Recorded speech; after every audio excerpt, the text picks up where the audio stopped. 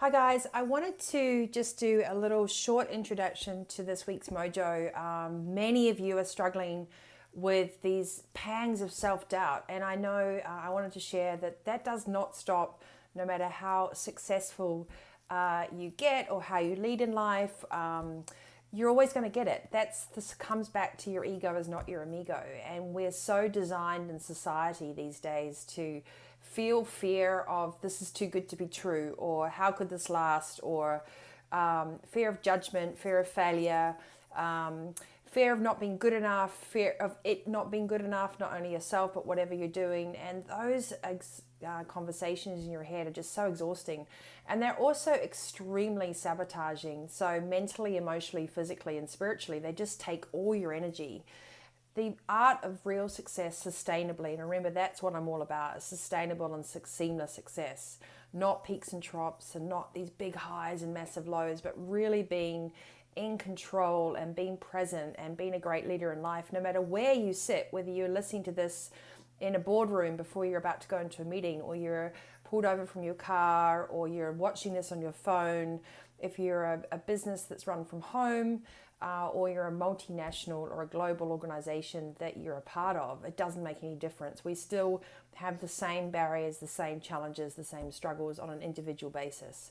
So, for me at the moment, the next 90 days are going to be quite catastrophically changing, because I'm getting uber focused with what I'm doing, who I'm coaching, who I'm working with, which is a rather courageous decision when you start thinking about running your own business. But I've been doing this for so long, and I walked away from some things the last couple of weeks. I was thinking, what is it that really lights me up? And what is it that gives me this tenacity and this audacity even to step into the room with some of the greatest minds and greatest leaders and greatest companies? I thought this is the world I love to work in.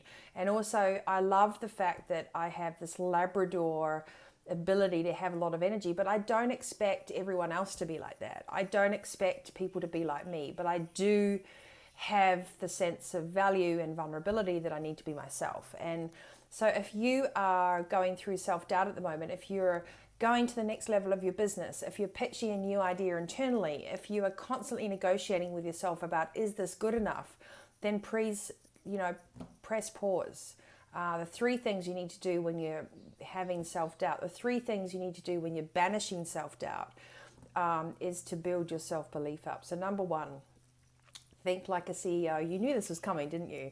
Is this conversation that you have in your head reality, or is it just a bunch of stories that is not, they're really just not going to get you anywhere? They're just complete societal constraints that are nothing to do with the actual facts and stats of the situation. What do you deeply believe? And how much, secondly, if you plan like a visionary, how much is this moment really going to affect the big picture?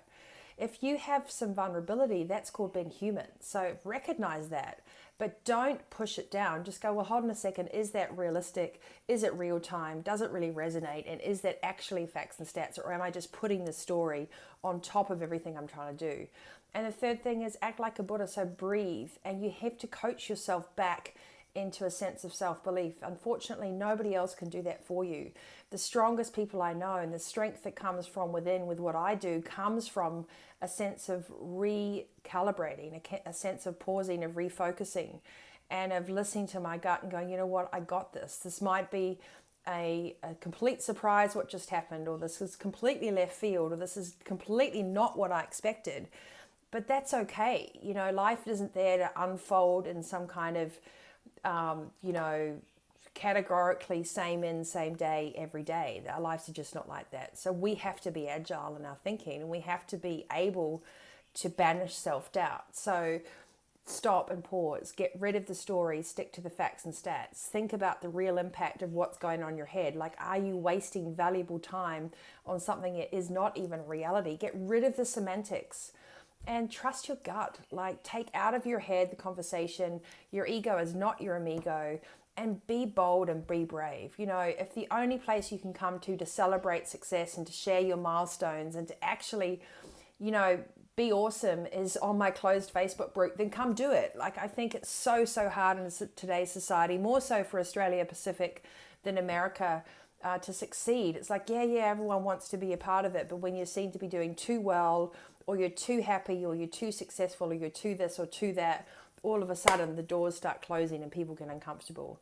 So I want to challenge you this week to banish your self-doubt by increasing your self-belief. It's so important that you practice that art of being present, that you practice that art of coaching yourself through those steps, that you allow yourself a vulnerable moment. That's how we become real. It's how we know that we're generating extraordinary amounts of energy to do what we do. And also the third thing is, you got this. I think self-belief is something that you have to work on. And the funny and exonerating thing about all of this, which is really strange, is that every time you feel that you've achieved the next level, you'll get another lesson. So, but the great part of that is that you have said, listen, I've done my best. So don't ever blame yourself that whatever you did till this point was not good enough. You've done it with the information that you had to hand. And be brave, be courageous, shine, encourage other people. If that's the type of behavior you want to see for yourself, then do that for others as well. So banish self-doubt by coming up with a strong sense of self-belief. And we need to really encourage people around us to shine too. And we need to support each other when we're having self-doubt. And every single person goes through it. If you read the books from Elon Musk, from Richard Branson, from Mark Zuckerberg, even Barack Obama and everyone else, all these leaders that we keep referring to all the time, everyone talks about self-doubt because it's a human condition, but that doesn't mean you need to be defined by it. Actually, it should fire you up to think, I must be onto something. So use that, harness that self-doubt, turn it around into self-belief. Leave me a comment. I know many of you now are starting to message me on Facebook. It's in Fogden-Moore, or those of you that have bought my Vitality Robot online program or my books, you're now part of my closed group. So we're doing weekly live sessions. And I just love the engagement. It's small, but that doesn't matter. It's not about quantity. It's about the quality of the level of how you live your life, who you hang out with, and the messages that you choose to take on board. So phones down and life up. Start living today, walk yourself through those steps, think like a CEO, plan like a visionary, act like a Buddha, stick to the facts, think about your perspective, and keep calm because you've got this. Have a fantastic week ahead. This is a little express Vitality Daily Edit, and on the show, don't forget you can head for more little top tips on the Vitality Coach TV on YouTube. And just hop on to the vitalitycoach.com.au. I can't wait to reveal what I'm working on to get uber focused. It's taking me a lot of courage as well, and a lot of feedback from everyone. So you too can banish self-doubt and increase your self-belief. Have a great day, guys.